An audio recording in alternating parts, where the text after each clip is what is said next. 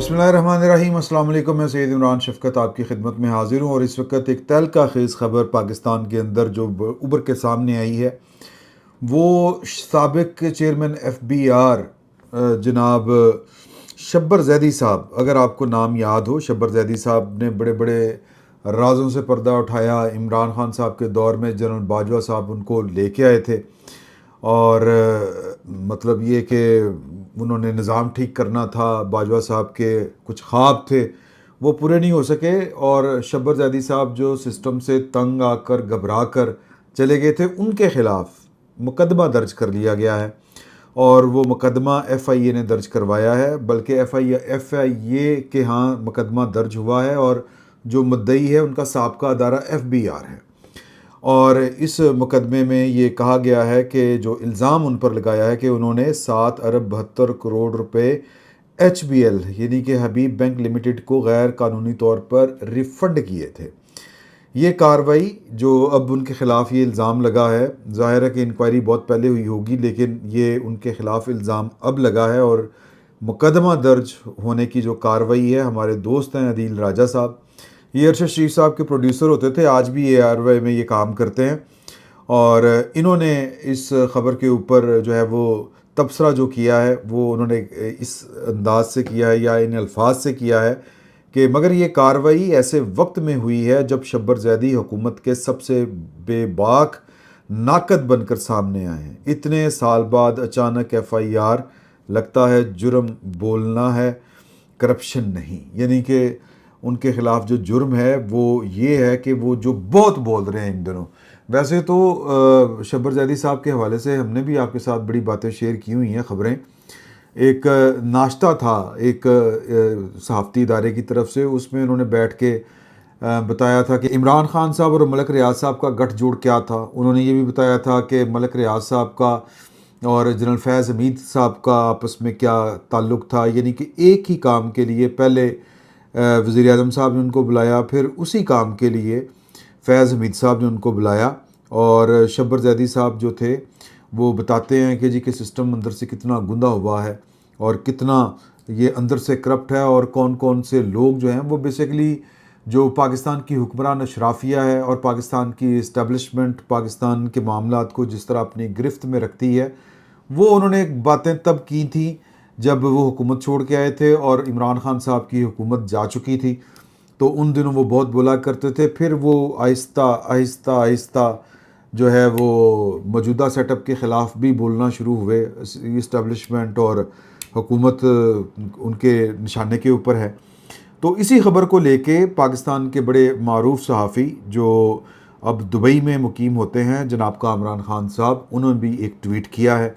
और उन्होंने फरमाया है कि अगर मोहम्मद औरंगज़ेब सिर्फ़ हबीब बैंक के सदर ही होते, आज पाकिस्तान के वज़ीर ख़जाना नहीं होते, तो वो आज उनकी मातहत FBR की FIA में रजिस्टर्ड करप्शन की FIR के तहत या तो वो गिरफ़्तार हो चुके होते या कम अज़ कम बेल बिफोर अरेस्ट की भाग दौड़ कर रहे होते, क्योंकि FIR में वाज़े इल्ज़ाम मौजूद है कि उस वक़्त के FBR चेयरमैन यानी शब्बर ज़ैदी ने HBL को 7 अरब रुपए से ज़ायद के रिफ़ंड की अदायगी करके ज़बरदस्त करप्शन की। याद रहे कि उस वक़्त औरंगज़ेब ही HBL के सदर थे। गोया शब्बर ज़ैदी और मोहम्मद औरंगज़ेब इस केस में को एक्यूज़्ड हैं। बहरहाल सारा क्रेडिट जाता है पाकिस्तान में जारी हाइब्रिड निज़ाम को कि आज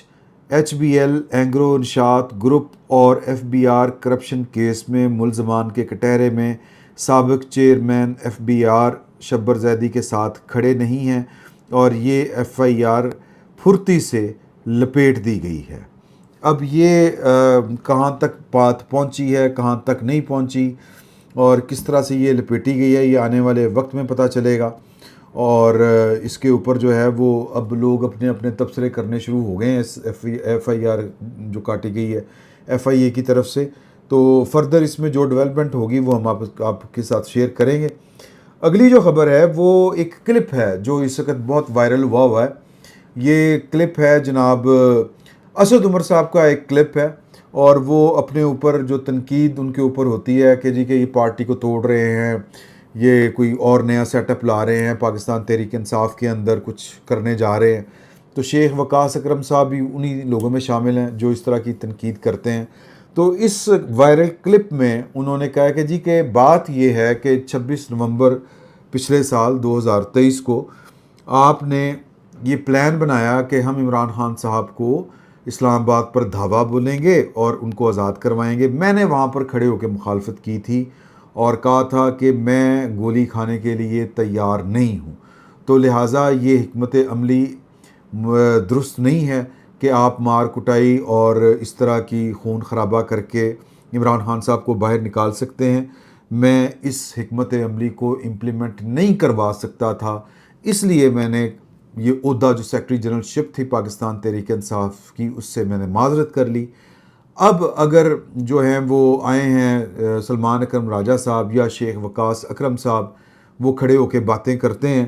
تو میں ان کے اوپر تنقید نہیں کر سکتا کہ آپ جو ہیں وہ کھڑے ہو کے گولی کیوں نہیں کھاتے، کیونکہ میں گولی کھانے کے لیے تیار نہیں تھا۔ اس وقت لوگوں نے بڑی باتیں کی کہ جی کہ یہ تو ہو سکتا ہے، وہ ہو سکتا ہے، تو نہیں ہو سکتا تھا۔ جو کام ہم اپنے بچوں کے لیے، اپنے عزیزوں رشتہ داروں کے لیے نہیں سوچتے کہ وہ یہ کام کریں یا یہ ان کے لیے مناسب نہیں ہے، وہ کام جو ہے وہ ہم دوسروں کے لیے کیوں مناسب سمجھتے ہیں۔ لوگوں کے بچوں کا خون کیا خون نہیں ہے؟ لوگوں کے بچوں کو گولی مروانا کہاں کی عقل مندی ہے اور کہاں کا انصاف ہے؟ تو یہ جھوٹ کیوں بولتے ہیں؟ یہ جائیں عمران خان صاحب کو جا کے بتائیں، کیونکہ عمران خان صاحب اسی کے اوپر، اسی حکمت عملی کے اوپر تکیہ کیے بیٹھے ہیں کہ یہ آئیں گے جتھے لے کے اور یہ زور زبردستی کریں گے، خون خرابہ ہوگا اور یہ مجھے آزاد کروا کے لے جائیں۔ یہ عمران خان صاحب کو جا کے بتائیں کہ بجائے اس کے کہ ان کی ہاں میں ہاں ملائیں یا ان کو جھوٹے سچے جا کے خواب دکھائیں، یہ کیوں نہیں کہتے عمران خان صاحب کو کہ خان صاحب اس حکمت عملی کے اوپر ہم امپلیمنٹ نہیں کر سکتے،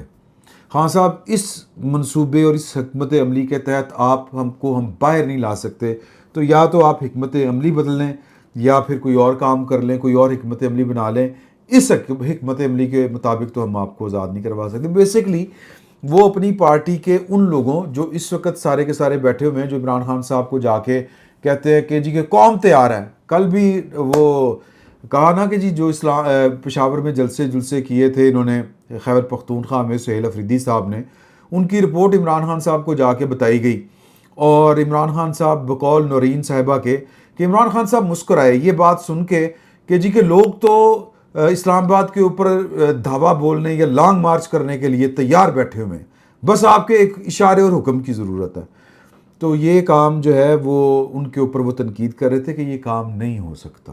عمران خان صاحب کو یوں آزاد نہیں کروایا جا سکتا۔ یہی بات علی امین گنڈا پور صاحب کیا کرتے تھے۔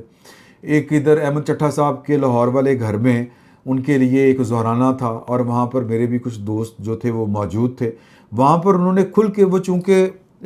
وہ آف دی ریکارڈ ہی ساری نجی سطح کے اوپر گفتگو ہو رہی تھی، تو وہ آپس میں یہی بات کر رہے تھے۔ علی امین گنڈا پور صاحب کہہ رہے تھے کہ یہ دھرنے دے کے ہم عمران خان صاحب کو باہر نہیں لا سکتے، اس کے لیے حکمت عملی بدلنا پڑے گی۔ اور عمران خان صاحب کو یہ بات سوٹ نہیں کرتی، کیونکہ بڑا اچھا لگتا ہے کہ جب کوئی شیخ وقاص اکرم صاحب ٹائپ کوئی بندہ، کوئی اس طرح کے جو ہے نا وہ چپڑک آتی ہے، سوری میں معافی چاہتا ہوں، شیخ وقاص اکرم صاحب کو نہیں میں کہہ رہا، بہت سے اس طرح کے لوگ جو خواب جا کے دکھاتے ہیں، بڑا زبردست لگتا ہے سننے میں کہ خان صاحب قوم تل ملا رہی ہے، انقلاب جو ہے وہ ٹھاٹھے مار رہا ہے، لوگوں کے سینوں میں انقلاب جو ہے وہ جوش مار رہا ہے، اور اصل میں تو یہ لیڈرشپ فارغ ہے، یہ لوگوں کو صحیح طرح لیڈ نہیں کر رہی۔ علی امین گنڈا پور 2 نمبر آدمی ہے، یہ ملا ہوا پاکستان کی اسٹیبلشمنٹ سے۔ سر ان کی بیگم گئی تھی 26 نومبر کو، اگر آپ کو یاد ہو، تو وہ بھی انقلاب نہیں لا سکی، وہ بھی علی امین گنڈا پور کا ہاتھ پکڑ کے دوڑتی ہوئی جو ہے وہ ٹرک کے اوپر بیٹھ کے پھر نکلی تھی وہاں سے۔ تو یہ تنقید بیسیکلی کی ہے، اور حقائق عمران خان صاحب جو ہے نا ان کی بھی اپنی ذات کو اگر دیکھیں، جو اسد عمر صاحب نے بات کہی ہے اس کے اوپر غور کریں کہ جو کام میں نہیں کر سکتا، میں نہیں چاہتا کہ میرے بچے گولیاں کھائیں، تو میں دوسرے کے بچوں کو کیوں گولیوں کے سامنے لے کے آؤں؟ یہ حکمت عملی ٹھیک نہیں ہے۔ عمران خان صاحب کا معاملہ دیکھیں، ہیومن شیلڈ استعمال کرتے تھے اور اپنے بچوں کو کہتے تھے کہ بیٹا پاکستان نہیں آنا، اب ان کی بہن نے وہ شوشہ چھوڑا تھا نا کہ وہ آئیں گے، قاسم اور جو دوسرا ہے ان کا بیٹا، وہ آئیں گے اور جناب وہ عمران خان کے لیے جد و جہد کی تحریک چلائیں گے۔ خان صاحب نے کہا نہیں آن گے، جمائمہ نے بھی کہا نہیں آن گے۔ کیوں؟ کیونکہ لوگوں کے بچوں کا خون جو ہے اس کی تکلیف نہیں ہوتی۔ عمران خان صاحب کا آج بھی بس چلے اور وہ چاہتے ہیں خون خرابہ ہو، لیکن ان کے بچوں کا خون اس میں شامل نہ ہو۔ تو یہ منافقت ہے، اس منافقت کو سمجھنا چاہیے، اور لوگ سمجھتے ہیں، کم از کم پنجاب کے لوگ تو بڑی سی طرح سمجھتے ہیں، کے پی کے لوگ سمجھتے ہیں سر کے پی میں ان کے جلسے نہیں ہو رہے، جلوس نہیں ہو رہے، تو گل سر آئی گئی ہو گئی، یہ حکمت عملی فارغ ہے، یہ بات انہوں نے درست کہی ہے۔ آگے آ جاتے ہیں جی، جو خبر ہے وہ پاکستان کے پاسپورٹ کے حوالے سے بڑی افواہیں چل رہی تھیں، اور خصوصاً جو سعودی عرب کے ساتھ پاکستان کا معاہدہ ہوا، اس کے بعد جو غزہ کے معاملے کے اوپر جو ایک امن سمجھوتا ہوا، اس کے بعد پھر یہ باتیں چلنی ہوئیں کہ شروع ہوئیں کہ پاکستان وہ جو فورس بنی ہے غزہ میں جس نے ڈس آرم کرنا ہے متحارب گروپوں کو، تو وہ کہتے تھے کہ حماس کو پھر پاکستان کی فوج جا کے ڈس آرم کرے گی۔ تو یہ جب باتیں چلنی شروع ہوئی سینہ گزٹ کہ پاکستان کو کیوں اتنی جلدی ہے کہ وہ وہاں پر جائے اور سارے کام کرے، بیسکلی جو پروپیگنڈا یہ چل رہا ہے کہ پاکستان کی جو فوج ہے اور یہ پاکستان کی ریاست، یہ اس کو استعمال کرے گا امریکہ اور اسرائیل حماس کے خلاف، اور بیسیکلی حماس کے خلاف اگر استعمال کرے گا تو فلسطینیوں کو مزید غلام رکھنے کی جو کوشش ہے اس میں پاکستان کی جو طاقت ہے، پاکستان کی جو فوج ہے، وہ اعلیٰ کار بنے گی یہود و ہنود کا، یہ وہ پروپوگیٹ کیا جا رہا ہے۔ اور اسی ضمن میں یہ بھی کہا گیا یہ جو پاکستان نے اپنا پاسپورٹ تبدیل کیا ہے، یہ بیسیکلی اسرائیل، کیونکہ پہلے پاسپورٹ کے اوپر عبارت لکھی ہوئی تھی پہلی لائن کہ یہ پاسپورٹ ما سوائے اسرائیل کے لیے باقی تمام دنیا کے ممالک کے لیے قابل استعمال ہے، اس کے اوپر باقی دنیا کا سفر کیا جا سکتا ہے اسرائیل کے علاوہ، یہ لائن اڑانی ہے۔ اور یہ جناب سارا کچھ اسرائیل کو تسلیم کرنے کے لیے ہو رہا ہے، یہ سارا جو کشٹ کاٹا جا رہا ہے، یہ ڈرامہ جو کیا جا رہا ہے، یہ اسرائیل کو تسلیم کرنے کے لیے کیا جا رہا ہے۔ تو پاکستان کے جو ہے وزارت داخلہ اور وزارت خارجہ، ان کی طرف سے ایک سٹیٹمنٹ آ گئی ہے جس میں کہا گیا ہے کہ اسرائیل کے لیے ناقابل استعمال کی شک کے خاتمے سے متعلق بھارتی میڈیا کے پروپیگنڈے کو انہوں نے مسترد کیا ہے۔ اور اس حوالے سے جو بھارت اور پاکستان کے اندر، چونکہ بھارت جب پاکستان کے خلاف پروپیگنڈا کر رہا ہوگا، ان کے جتنے پیجز ہیں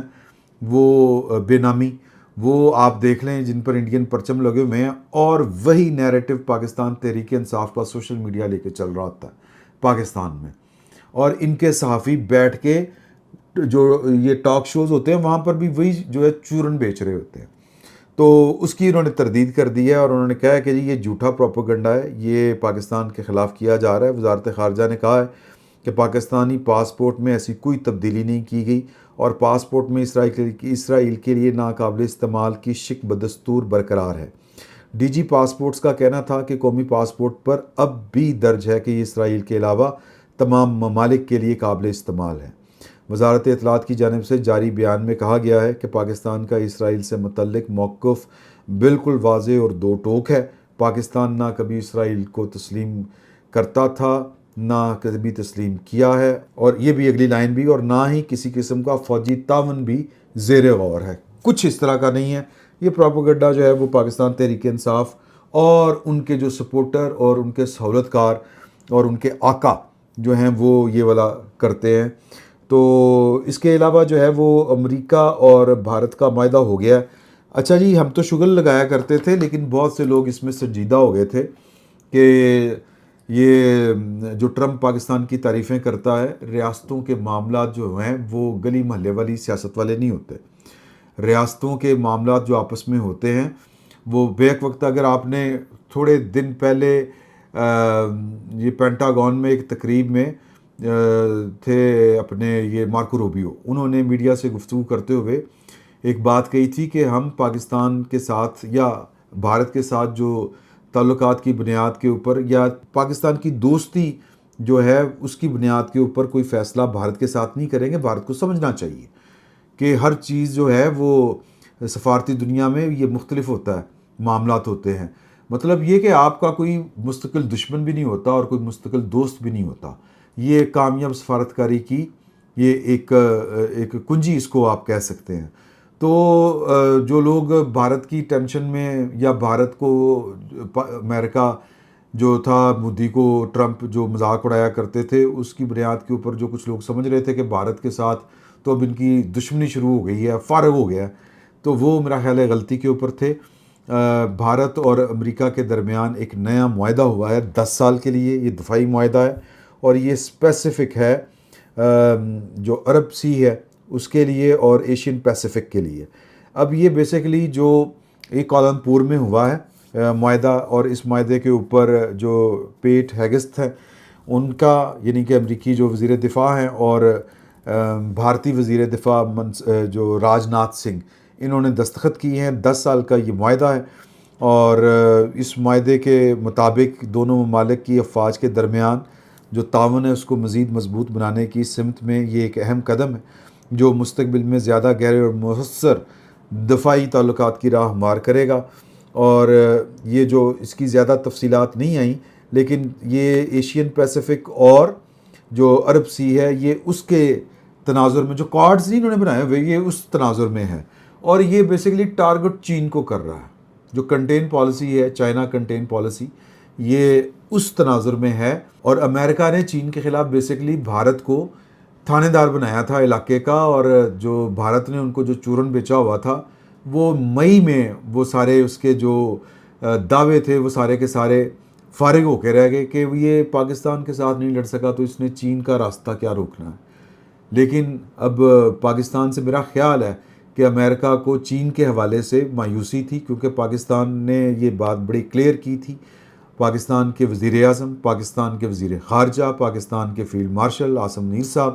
ان کی سٹیٹمنٹس جو ہیں وہ امریکہ میں بھی پاکستان میں بھی، اور یہ جو بلوچستان ورکشاپ تھی اس میں وزیر اعظم کا بھی خطاب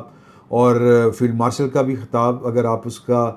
جائزہ لیں باریک بینی سے، اگر آپ کی نظر سے وہ گزرا ہو تو اس میں انہوں نے کہا تھا کہ امریکہ اور چین دو الگ الگ معاملات ہیں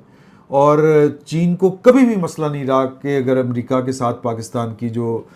فاصلے کم ہوں اور دوستی زیادہ گہری ہو تو کبھی بھی چین کو ٹینشن نہیں ہوتی، بلکہ چین اس کو اپنی فیور میں محسوس کرتا ہے. اس کا یہ خیال ہے کہ پاکستان کے جتنے زیادہ اچھے تعلقات ہوں گے امریکہ کے ساتھ اس کا فائدہ چین کو ہوگا. البتہ امریکہ کے تھوڑے سے ریزرویشنز ہوتی ہیں چین کے حوالے سے پاکستان کے بارے میں کہ پاکستان زیادہ قریب ہو گیا، تھوڑا فاصلہ ہونا چاہیے، یہ ہے وہ ہے. تو پاکستان نے اپنی جگہ نہیں چھوڑی. پاکستان نے اپنا جو موقف ہے اس میں کہ بیسیکلی تو اگر جھٹکی بات کریں تو یہی ہوگا نا کہ امریکہ کا مطالبہ ہوگا کہ جی کہ چین کو چھوڑیں، آپ کن چکروں میں پڑ گئے، ہم پرانے دوست ہیں. اور جو بھارت ہے وہ ڈرامے کرتا رہا ہے، غلطی ہو گئی یار یہ ہو جاتا ہے تو آپ جناب ہمارے ساتھ مل کے چلیں، چین کا کیا ہے، چین کا اس طرح کی جو باتیں ہوتی ہیں میں اس کو بہت ہی عامیانہ انداز میں جو ہے نا وہ گلی محلے کے لیول کے اوپر جو ہے وہ کنوے کرنے کی کوشش کر رہا ہوں کہ اس طرح کر کے انہوں نے ایک تاثر دینے کی بھی کوشش کی ہوگی سفارتی سطح کے اوپر. تو پاکستان نے اپنی وہ جگہ نہیں چھوڑی، اس لیے اب کوارڈز اور جو ایشین پیسیفک ہے اور عرب سی ہے اس میں بہت زیادہ اثر و رسوخ جو ہے وہ چین کا بڑھ چکا ہوا ہے. اس کی فوجی طاقت، اس کی حربی طاقت، اس کی اکانومی، چیزیں بڑھ رہی ہیں مسلسل. اور چین کے اوپر ٹیرف پالیسی، ٹیرف وار بھی کھیل کے دیکھ لی امریکہ نے، تو جس کے خاطر خواہ نتائج برآمد نہیں ہو سکے. تو نتیجہ یہ نکل رہا ہے کہ ایک بار پھر اسی عطار کے لونڈے سے امریکہ دوا لینے کی کوشش کر رہا ہے جس عطار کے لونڈے کو پاکستان سے پھینٹ پڑی تھی. تو چین کے خلاف وہ کیا کر سکتا ہے اور کیا نہیں کر سکتا، یہ پراوین سہانی صاحب جو ہیں وہ بہت اچھے انداز میں یہ سارا نقطہ کھول کے بیان کرتے ہیں کہ اگر چین اور بھارت کی آپس میں کوئی تیم پٹاس ہوئی تو چین بھارت کو اس کے جو لڑاکے طیارے ہیں، لڑاکا طیارے، وہ ان کو ایئرپورٹ سے اڑنے بھی نہیں دے گا. وہ اتنا ایڈوانس اور اتنا آگے ہیں. تو باقی خواب دیکھنے میں کوئی حرج نہیں ہے. امریکہ اپنی پلاننگ کر رہا ہے اور اس کے لیے اس کو بھارت جو ہے اس کا ساتھ اس کے علاوہ کوئی آپشن نہیں ہے کیونکہ پاکستان نے اس کو اس طرح سے ہاتھ نہیں پکڑایا. تو دیکھیں کیا ہوتا ہے. اب تک یہ ڈیولپمنٹس تھی. مزید خبروں تک آپ سے اجازت. اللہ حافظ. क्या आप एक बिजनेस ओनर हैं और चाहते हैं कि आपका ब्रांड ज्यादा से ज्यादा लोगों तक पहुंचे? हमारे पास है आपके लिए एक बेहतरीन मौका। हमारे YouTube चैनल पर रोजाना हजारों लोग वीडियोस देखते हैं। ये वही लोग हैं जो बाखबर, बाशऊर और फैसला करने वाले हैं। अब आप अपने बिजनेस को बराह रास्त हमारे YouTube चैनल पर प्रमोट कर सकते हैं। प्रोडक्ट प्लेसमेंट और स्पॉन्सर्ड सेगमेंट्स के जरिए आप अपने ब्रांड को लाखों पोटेंशियल कस्टमर्स तक पहुंचा सकते हैं। तो देर किस बात की, आज ही अपने बिजनेस को नए लेवल पर ले जाएं। For more information, call us 9233 8122 280.